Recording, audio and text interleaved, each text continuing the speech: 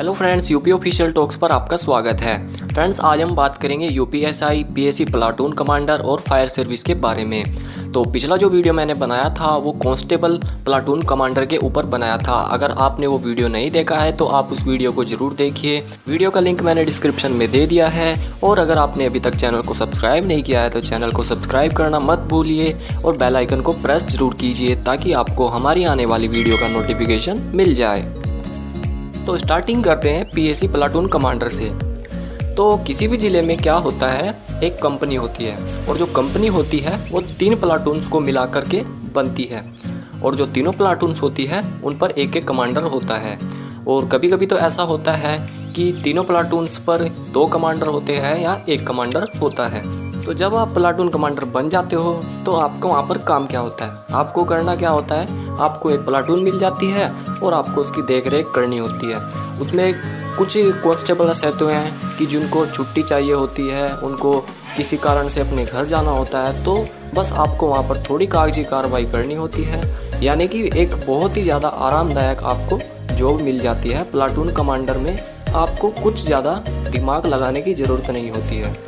और कभी कभी ऐसा होता है कि आपकी जो बटालियन है वो बाहर मूव करती है, तो उस दौरान आपको अपनी बटालियन के साथ जाना पड़ता है, आपकी प्लाटून के साथ जाना पड़ता है। और बाकायदा जब आप वहाँ से जाते हो तो आपकी प्लाटून अलग गाड़ियों में जाती है और आपको एक स्पेशल गाड़ी मिलती है जिसके ज़रिए आप अपनी निश्चित स्थान पर पहुँचते हो और आपके साथ में आपकी मैस चलती है जो आपके खाने पीने का ध्यान रखती है और आपको वहाँ पर पूरी फैसिलिटीज़ दी जाती है। तो इस प्रकार से पीएसी प्लाटून कमांडर की जॉब होती है बहुत ही अच्छी होती है, जिसमें आपको ज़्यादा टेंशन लेने की ज़रूरत नहीं होती है। तो चलिए अब बात करते हैं एसआई यानी सब इंस्पेक्टर के बारे में। तो जैसा कि आपको मालूम ही होगा, जो सब इंस्पेक्टर की जॉब होती है वो बहुत ही कठिन जॉब होती है और रोज़ नई नई परेशानियाँ उनको फेस करनी होती है। तो जैसा कि आप सब इंस्पेक्टर बनते हो, सब इंस्पेक्टर बनने के बाद क्या होता है, आपको एक चौकी मिल जाती है आपको। दैन उसके बाद आपको वहाँ पर क्या करना होता है, जैसे कहीं पर कोई क्राइम होता है आपको उसकी पूरी डिटेल करनी होती है। ये किस टाइम क्राइम हुआ है, कौन वहाँ पर था, क्या विटनेस है, और बहुत सी केस से जुड़ी हुई बातें आपको वहाँ पर नोट करनी होती है। यानी कि कुल मिलाकर बात कहने की यह है कि आपके चारों तरफ जाल बिछा होता है और आपको उस जाल से बचकर अपनी जॉब करनी होती है। कभी कभी तो दोस्तों ऐसा भी होता है कि मान लीजिए कोई 10 साल पुराना केस है, तो उस केस को आपको वहाँ पर उस केस की सुनवाई के लिए आपको बुला लिया जाता है और आपसे पूछा जाता है कि 10 साल पहले आपने ये किया था, तो उसके बारे में बताइए। तो इस प्रकार से जो यूपीएसआई सब इंस्पेक्टर की जॉब होती है बहुत ही ज़्यादा कठिन होती है। तो इस प्रकार से जो सब इंस्पेक्टर का काम होता है वो इस तरह के केस को देखना होता है और उनकी जांच पड़ताल करना होता है। लेकिन बात करें इसकी फैसिलिटी के बारे में, तो आपको सरकारी क्वार्टर मिलता है। यानी आपको जैसे आपकी कहीं पर पोस्टिंग होती है तो आपको वहाँ पर गवर्नमेंट की तरफ से क्वार्टर मिलता है। और अगर किसी कारण से आपको क्वार्टर नहीं मिलता है तो आपको एचआरए मिलता है। यानी आप किसी भी जगह पर रेंट पर बड़े आराम से रह सकते हैं। और अगर बात करें इसकी छुट्टी के बारे में तो दोस्तों छुट्टी बहुत कम मिलती है, आपको बहुत ज़्यादा तिगड़मबाजी लगाकर अपनी छुट्टी लेनी होती है। इस प्रकार से यूपीएसआई की जो सर्विस होती है वो पीएसी प्लाटून कमांडर से कई गुना टफ होती है। तो अब बात करते हैं फायर सर्विस के बारे में।